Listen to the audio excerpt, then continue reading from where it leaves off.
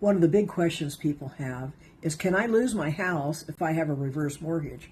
One of the biggest fears that people have about reverse mortgages is, can the bank take my house? This question creates a lot of confusion and concern, especially for homeowners who have spent years building equity in their property.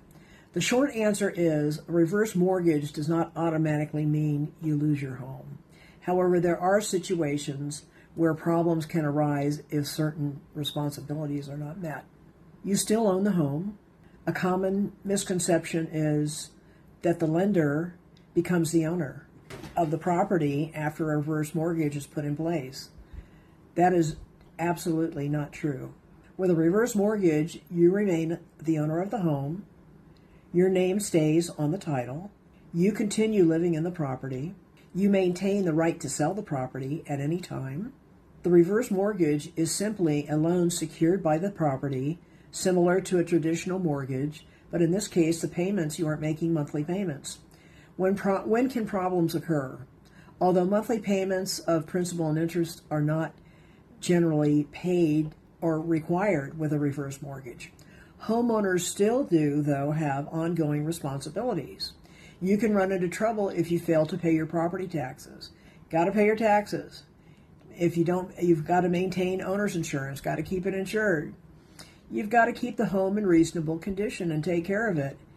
And you continue using the home as your primary residence. If these obligations are not met, the loan could be in jeopardy and go into default. What happens if I move out?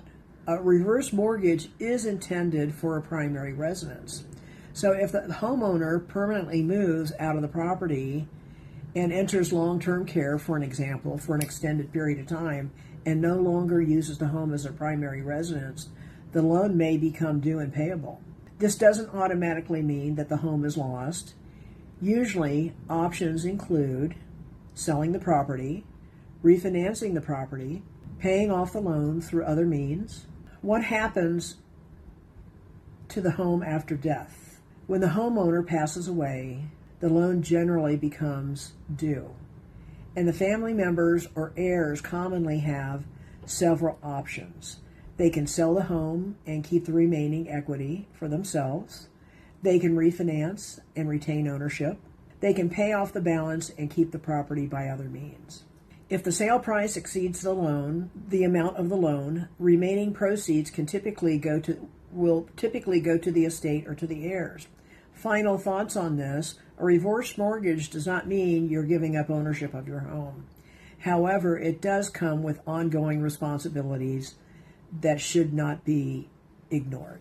Understanding the terms and obligations and long-term impact can help homeowners make informed decisions and avoid surprises later. If you have any questions about reverse mortgages, selling options, or planning for the future, maybe we can help you understand what your choices are and determine what may fit your goals the best.